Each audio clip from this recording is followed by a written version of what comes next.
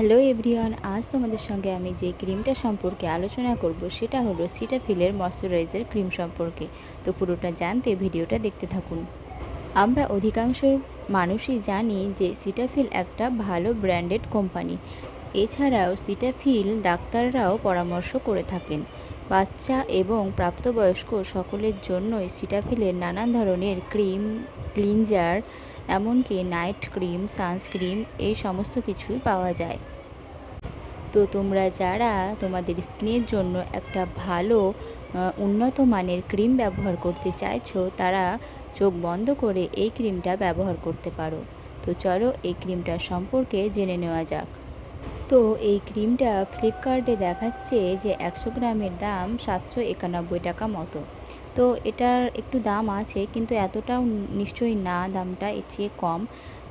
আর তোমাদেরকে বলি যে আমরা যদি কোনো একটা ভালো জিনিস ব্যবহার করতে চাই আমাদের স্কিন বা অন্য কিছুর জন্য, তাহলে সেটা একটু দাম দিয়ে নেওয়াই ভালো। কারণ দাম দিয়ে নিলে জিনিসটা একটু ভালো হয়। আর সিটাফিল যেহেতু ভালো মানের একটা কোম্পানি, তাই এটার দামটাও একটু বেশি। তো বন্ধুরা, দামি মানেই যে সেই জিনিসটা ভালো হবে আমি এমনটা বলতে চাইছি না, কিন্তু দাম দিয়ে নিলে অনেক ক্ষেত্রে এই জিনিসটা ভালো পাওয়া যায়। এই ক্রিমটা রেকমেন্ড করছে যে এটা নর্মাল টু ড্রাই স্কিনের জন্য ও প্রত্যেকেই ব্যবহার করতে পারবে। তবে এটা শীতের জন্য একদম পারফেক্ট ক্রিম বলা যেতে পারে। কিন্তু যারা গরমেও ব্যবহার করতে চাইছো তারাও ব্যবহার করতে তেমন কোনো সমস্যা হবে না। এটা সারা বছরই ব্যবহার করা যেতে পারে, তবে শীতের জন্য একটু ভালোই এটা বলতে পারো। শীতের সময় আমাদের মুখে আমরা কোনো ক্রিম বা ময়শ্চারাইজার লাগালে সেটা বারবার অ্যাপ্লাই করার দরকার পড়ে, কিন্তু সিটাফিলের এই ময়শ্চারাইজিং ক্রিমটা বারবার ব্যবহার করার প্রয়োজন পড়ে না।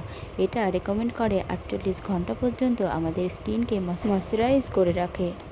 তো বন্ধুরা, তোমরা যারা চাইছো যে একটা ভালো ক্রিম ব্যবহার করব কোনো সাইড এফেক্ট ছাড়া, তো তোমরা এটা ব্যবহার করতে অবশ্যই পারো। এটার কোনো সাইড এফেক্ট নেই, মানে স্কিনে কোনো রকম পিম্পল, র্যাশেস, ইচিং এসব কিছুই হবে না।